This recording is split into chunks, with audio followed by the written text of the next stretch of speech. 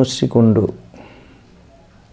শ্রীকৃষ্ণ বলে কোনো ব্যক্তি নেই, তাহলে এই বৃন্দাবনের যা হিস্টোরিক্যাল নিদর্শন দেখা যায় সেগুলি আসলে কি? না না, এই কথাটা ভুল হবে বলা। শ্রীকৃষ্ণ বলে কোনো ব্যক্তি আছে কি নেই, আমি কখনো বলছি না শ্রীকৃষ্ণ বলে কোনো ব্যক্তি ছিলেনই না। এতে ইতিহাস প্রমাণ করবে। মথুরা ইত্যাদি যেই সব জিনিসগুলি পাওয়া গেছে নিদর্শন, বলছে শ্রীকৃষ্ণ বলে কোনো ব্যক্তি ছিলেন, হয়তো ছিলেন। কিন্তু প্রশ্ন হলো, আজ থেকে 5000 বছর আগে কোনো একজন ব্যক্তি ছিল বা না ছিল, মূল বক্তব্য আমাদের জীবনে তার প্রভাব কি? শ্রীকৃষ্ণ কি শুধু ছিলেন? কত কেউ ছিলেন, বুঝুন বিষয়টা।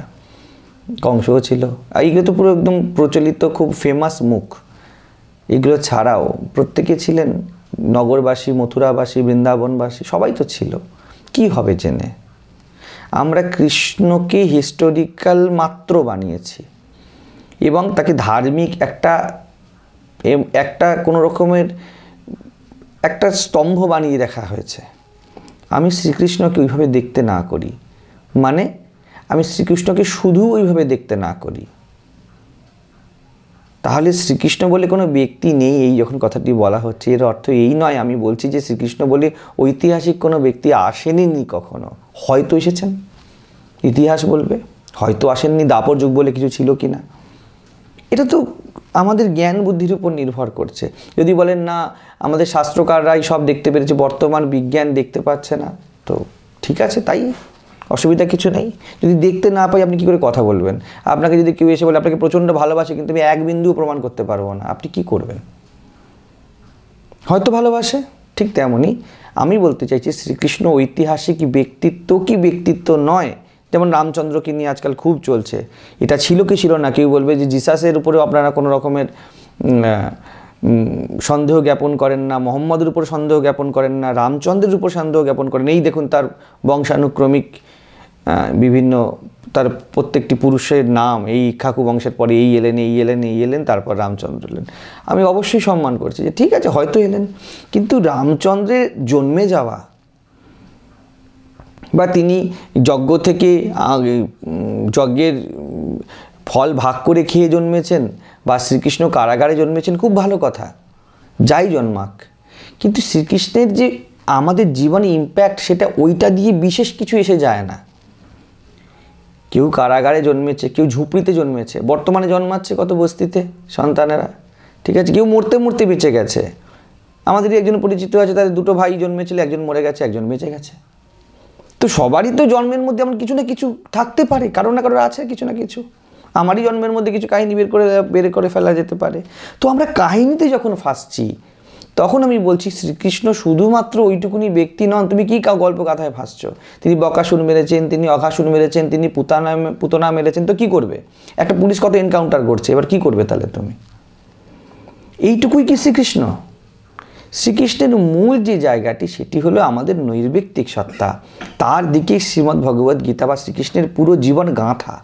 যদি শ্রীকৃষ্ণ বলে কোনো ব্যক্তি থেকে থাকেন তবেও, যদি শ্রীকৃষ্ণ শুধু ব্যাসদেবের কলমের একজন ব্যক্তি হন তবেও, ওই যে জীবনের নির্যাস যেটি দেখাতে চেয়েছে, যেই স্থৈর্য, যেই সৌন্দর্য, যেই প্রেমময়তা, যেই ঔচিত্য, যেই নীতি, যেই শিক্ষা, যেই ফ্লেক্সিবিলিটি, যেই ব্রহ্মজ্ঞান, ওইটা আমাদের মূল উপজীব্য।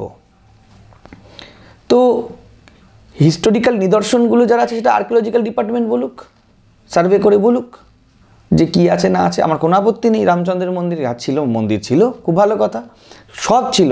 এটা আমাদের কি করছে? আমাদের এখন লোকে বলছে যে আমাদের হিন্দুত্বের গর্বকে স্ট্রং করছে। হিন্দুত্বের গর্বের মধ্যে তো সতীদাহও ছিল, স্ট্রং করেছিল। এবার লোকে বলবে দেখুন আপনি বিদ্বেষী কথা বলছেন। বুঝুন, আমি বিদ্বেষী কথা বলছি না, আমি বলতে চাইছি খুব ভালো কথা এগুলো ছিল, কিন্তু থেমে যেও না। যেটা সব প্রচলিত ধর্মমত ভুল করে, আমার ধর্মের যিনি মোমেন্টো ধরে আছেন, যিনি ধ্বজা ধরে আছেন, তিনি এত উঁচু ছিলেন, তো তোমার জীবনটা তো দেখাও। আমার পিতা এই ছিলেন, তিনি জমিদার ছিলেন, মায়ের এত ছিল, তাহলে তুমি কি করো? আমি বলি মাঝে মাঝে, তুমি চায়ের থেকে বসে চা খাও। তো এই হিন্দুত্বের সৌন্দর্য যদি রামের মন্দিরে হয়, শ্রীকৃষ্ণের হিস্টোরিক্যাল প্লেসের উপরে হয়, বিশ্বনাথের মন্দিরকে রিকভার করার উপরে হয়, তাহলে খুব আনন্দের কথা। এবার যদি আপনি জিজ্ঞেস করেন যে আপনার কি মনে হয় এগুলো কি রিকভার হওয়া উচিত, আমি বলি হ্যাঁ, অবশ্যই হওয়া উচিত। অবশ্যই হওয়া উচিত, কিন্তু এখানেই শেষ নয়, এটা শুরু হতে পারে। হৃত গৌরব পুনরুদ্ধার শুধুমাত্র কয়েকটা স্ট্রাকচার উদ্ধার করলে হয় না, স্ট্রাকচার উদ্ধার থেকে শুরু হতে পারে।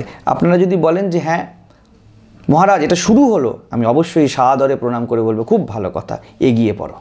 আমরাও এগিয়ে পড়ি, আমিও চেষ্টা করি, আপনিও চেষ্টা করুন কৃষ্ণের মতো হতে, রামের মতো হতে, ওরকম নিরপেক্ষ হতে, ওরকম ন্যায় নিষ্ঠা, ওই রকম প্রেম, ওরকম নীতি, ওই রকম প্রীতি সব জীবনে আনতে, খুব ভালো কথা।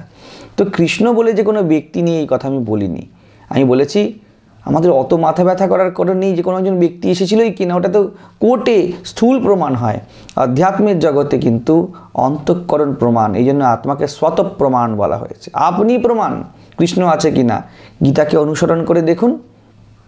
যদি গীতা জীবনে কাজে লাগে এবং আপনার মধ্যে শ্রীকৃষ্ণের মতো স্থিরতা, সৌন্দর্য, নিরপেক্ষতা, প্রেম, ঔদার্য এনে দেয়, তাহলে শ্রীকৃষ্ণ ছিলেন কি না ছিলেন একে বিরাট গুরুত্ব না দিলেও চলবে। মা দুর্গা বলে কেউ দাঁড়িয়ে আছেন কি না দাঁড়িয়ে আছেন, মা দুর্গা ছিলেন, আপনি তো দেখেননি কখনো, আপনারা সাধন ভজন করেন না, মডার্ন দিনের সাধু এসি ঘরে বসে থাকেন, খুব ভালো কথা। আমার বক্তব্য তখনও একই থাকবে, মা দুর্গা ছিল, তুমি কি দশদিক ব্যাপী হতে পারছো? তুমি কি রজগুণের উপরে বিজয় করতে পারছো? তুমি কি ভিতরের যে মোহ, মাটির প্রতি, দেহের প্রতি, সেই মহিষাসুরকে বিনাশ করতে পারছো? যদি পারছো তাহলে মা দুর্গা থাকুক বা না থাকুক, তুমি সেই দুর্গা হয়ে বাঁচছো। এইবারে আমার মনে হয়, এটা আমার অবশ্যই মতামত, আমার মনে হয় এই জায়গা থেকে মা দুর্গার দিকে তাকালে আমাদের শ্রদ্ধা বা প্রেম বা কৃষ্ণের দিকে তাকালে অনেক গহন হবে। আমরা প্রমাণ করতে যাব না যে আমার মা কি না। খুব লজ্জার কথা নিজের মাকে মা প্রমাণ করতে যদি হয়, বলে আমাদের দেশে তো এমনই হয়, সেটা আলাদা দিকে কথা, অবশ্যই ভাবনা চিন্তা করা যেতে পারে ওই নিয়ে। কিন্তু শ্রীকৃষ্ণ বলে যে কোনো ব্যক্তি নেই বা আছে, আমি দুটোই বলছি না।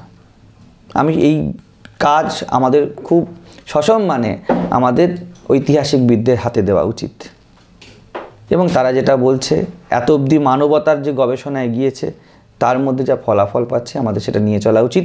কিন্তু থাকুক বা না থাকুক, গীতার মতো গ্রন্থ, শ্রীকৃষ্ণের মতো জীবন কিন্তু তার কিন্তু কোনো মার বা কাট নেই, ওটাকে আমাদের ছাড়লে চলবে না। কিন্তু দেখা যায় ওটাকে ছেড়ে আমরা সবাই সব কিছু করি। এই জন্য ভারতবর্ষের অধিকাংশ মানুষ গীতা কখনো ভালো করে মননশীল হয়ে পড়েইনি, অধিকাংশ, অথচ সবাই হিন্দু বলে ঘোষিত হয়েছে। এবার কিছু মানুষ বলে গীতা পড়ো, গীতা পড়ো, গীতা পড়লে কী হবে? গীতা পড়ার বিষয় নয়, গীতা তো জীবন বাঁচার বিষয়, পড়ো জীবন বাঁচতে। তো শ্রীকৃষ্ণের সঙ্গ ওইখানেই হবে বেসিক্যালি।